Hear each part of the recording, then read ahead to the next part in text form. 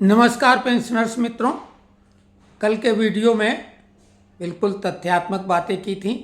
आज भी कोशिश यही होगी कि जो खबरें चल रही हैं उसमें से छलनी लगाकर आपको वो जानकारी दें जिससे आप अगर कुछ कंफ्यूज हो रहे हैं या हो गए हैं तो वो कंफ्यूजन दूर हो जाए। साथ में कमेंट्स बॉक्स में जिन लोगों ने कुछ जानकारी चाहिए है, हम जो भी क्षमता रखते हैं पूरी 100% उसके मुताबिक जानकारी देंगे। करण मीना जी हैं, उन्होंने 30 जून 2012 को वो सेवानिवृत्त हुए हैं और उन्होंने कहा है कि वो पोस्टल डिपार्टमेंट से सेवानिवृत्त हुए हैं। क्या उन्हें नोशनल इंक्रीमेंट मिलेगा, जो कि अभी तक नहीं मिला? तो मीना जी, जो लोग सेंट्रल गवर्नमेंट के लोग कोर्ट में गए थे उनके डिपार्टमेंटल आदेश पहुंच चुके हैं, बिल तैयार हो रहे हैं, भुगतान अभी किसी को नहीं हुआ है। लेकिन जो लोग कोर्ट केस नहीं जिन लोगों ने किया है वो लोग अभी उनके लिए कोई आदेश भी जारी नहीं हुआ है। केवल 3 राज्य सरकारें जिसमें छत्तीसगढ़, महाराष्ट्र और अभी हाल ही में उत्तर प्रदेश सरकार ने अपने सेवानिवृत्त कर्मचारियों को और होने वाले सेवानिवृत्त कर्मचारियों को दोनों के लिए नोशनल इंक्रीमेंट देने की घोषणा कर दी है। जो लोग पहले रिटायर हुए हैं 2006 के बाद, उन्हें केवल इंक्रीमेंट मिल जाएगा पेंशन में लग के, बाकी कोई एरियर नहीं मिलेगा।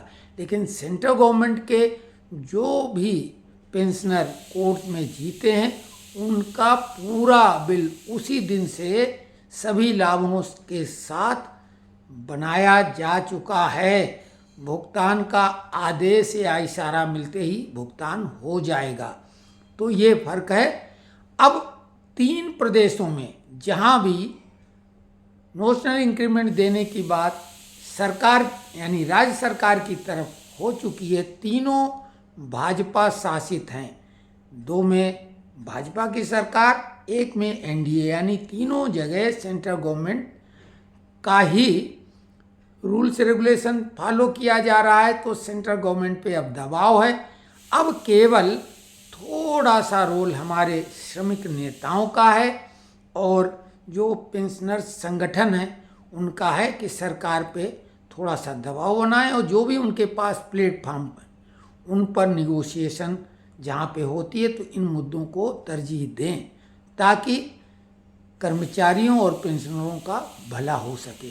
तो अब ये उनके ऊपर डिपेंड करता है, क्योंकि जो आज कर्मचारी है कल को वो भी सेवानिवृत्त होगा।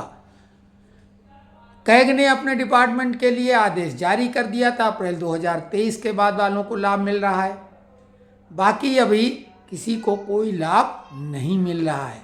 कुलदीप राज चौधरी जो हैं उन्होंने कहा है कि आप कोर्ट जाना चाहते हैं, हम बिल्कुल नहीं, अगर मिलना होगा तो ऐसे ही मिले। और 2006 के बाद रिटायर्ड सैनिकों को मिलेगा या नहीं, तो कुलदीप राज चौधरी जी अभी तो थोड़ा इंतज़ार करना भी चाहिए, क्योंकि सरकार अपनी तरफ से निर्णय ले सकती है और कोर्ट जाने का रास्ता तो खुला ही रहेगा, वो चाहे जब जाएंगे। हाँ, 2006 के बाद उन लोगों को मिलेगा जो जून में रिटायर हुए थे, क्योंकि 6वें पे कमीशन यानी 2006 के बाद जून में इंक्रीमेंट मिलता था, जुलाई में इंक्रीमेंट मिलता था, जून में सेवानिवृत्त होने वाले सभी लोग उसके अधिकारी हैं। लेकिन 2016 के बाद जून और दिसंबर में रिटायर होने वाले उन्हीं लोगों को नोशनल इंक्रीमेंट मिलेगा जो कि रिटायरमेंट हुए और अगले महीने उनका इंक्रीमेंट ड्यू था।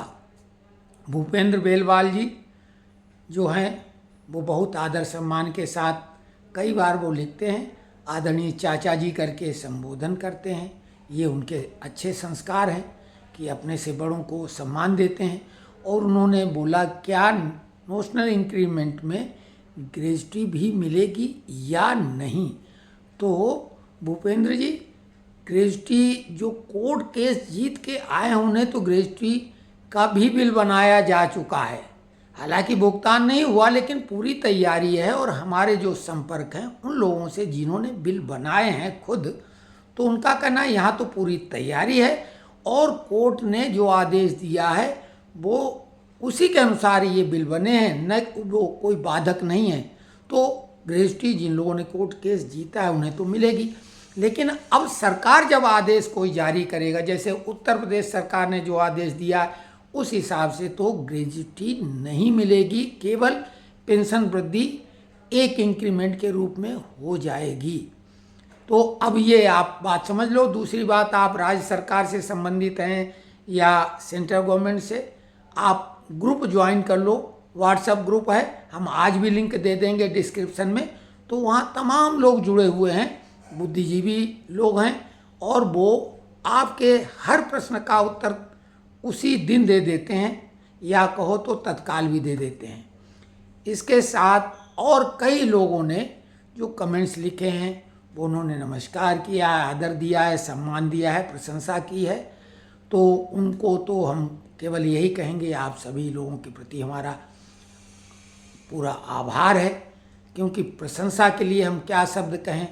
हम इतना तो नहीं मानते कि हम प्रशंसनीय कार्य कर रहे हैं, क्योंकि ये सभी को करना चाहिए। जिससे जो बन रहा है वो अपने दायरे के लोगों को अपने अनुभव का अगर कुछ लाभ या सहयोग कर पा रहा है तो उसे करना चाहिए। आप सब लोगों से भी हमारी सिर्फ यही एक प्रार्थना निवेदन है कि आप लोगों के पास वो जो क्षमता जिससे आप किसी का भला कर सकते हैं तो उसका उपयोग करें। राय मशविरा से लेके धन और तन से भी, जो अगर किसी की मदद करने लायक आप हैं और जिससे आपके ऊपर कोई फर्क नहीं पड़ रहा, वो आपको भी करनी चाहिए। अब जो खबरें चल रही, बहुत जोर शोर से कुछ लोग, हालांकि अभी हमने देखा बड़े यूट्यूबर इंतजार कर रहे हैं, वो शांत हैं, लेकिन कुछ लोग जिन्हें केवल खबरें चलाना है और ऐसी खबरें जिनको लोग देखें, तो स्वाभाविक है वो ग्लैमरस होती, जैसे फिल्में होती। फिल्मों में कथानक होता है, मनोरंजक होता है, और कई फिल्में ऐसी होती जिनको लोग बार बार देखते हैं। तो ये फिक्शन यानी काल्पनिक कहानियों पर आधारित होती हैं। वैसे ही ये पोस्ट जो भी चल रही हैं, चाहे वो यूट्यूब में हो या जो अपना डिजिटल प्रिंटिंग मीडिया है उसमें हो, वो सब हवाई काल्पनिक बातें हैं। सरकार ने अभी कोई ठोस निर्णय नहीं लिए हैं, चाहे वो पे कमीशन को लेके हों, डीए मर्जिंग को लेके हों, डीए एरियर को लेके हों, चाहे डीए वृद्धि जो कि 3% तो होना तय है, हमने बहुत पहले बता दिया था और हमसे पहले किसी ने नहीं बताया होगा, लेकिन वो भी अभी घोषणा नहीं हुई। अगस्त में आंकड़े आएंगे और सितंबर में सरकार घोषणा हमेशा की तरह इस बार भी करेगी। पे कमीशन पे नेता लोग सक्रिय हो गए, हमें अभी भी कोई उम्मीद नहीं कि पे कमीशन का गठन होगा। सरकार अगर चाहे तो गठन कर सकती है, कोई रोक नहीं है, और हम चाहते हैं कि हमारा प्रेडिक्शन फेल हो जाए, सरकार पे कमीशन का गठन करे, लेकिन हमारे हिसाब से ऐसा नहीं होने वाला। फिक्स मेडिकल अलाउंस बेहद संवेदनशील मुद्दा है और वो बढ़ना चाहिए, लेकिन अभी ऐसी कोई खबर नहीं है। सरकार का मन जनवरी 2026 से बढ़ाने का है। अब उस पर दबाव डाला जाए, हालांकि 1.5 साल ही बाकी रह गया है।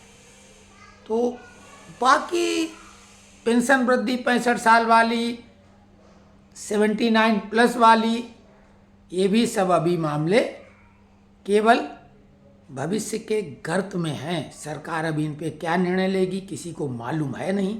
अनुमान पे बात कहाँ तक की जाए, तो हम तो ऐसा नहीं ज़्यादा कर पाएंगे। हालांकि हम चाहते हैं कि ये सारे मसले सुलझें और कर्मचारी और पेंशनर्स प्रसन्न हों। ओपीएस को लेके भी मामला चल रहा है, हालांकि ओपीएस जैसी चीज़ नहीं आने वाली है।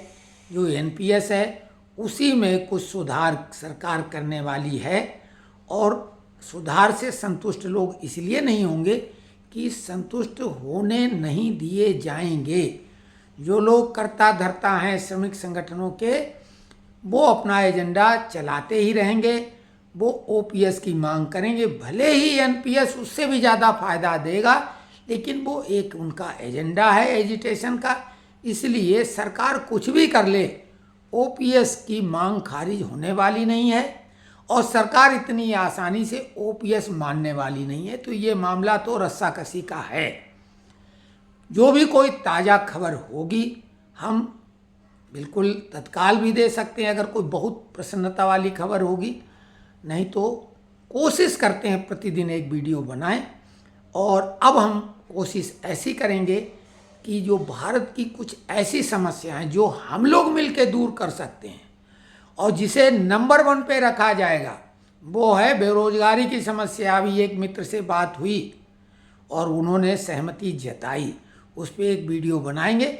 आप सब लोग भी अपना योगदान प्रदान करेंगे। हमें किसी से कोई व्यक्तिगत लाभ वाला सहयोग चाहिए नहीं है, लेकिन कोई बड़ी समस्या अगर दूर करने में आपका अनुभव और आपका समय उपयोग में आ जाए तो इससे अच्छा कुछ भी नहीं। तो हम अब कुछ ऐसे वीडियो कोशिश करेंगे कल से ही बनाएंगे जिससे देश की सबसे बड़ी समस्या बेरोजगारी, ध्यान दो, अनएम्प्लॉयमेंट, उसको दूर करने के लिए ठोस सुझाव देंगे।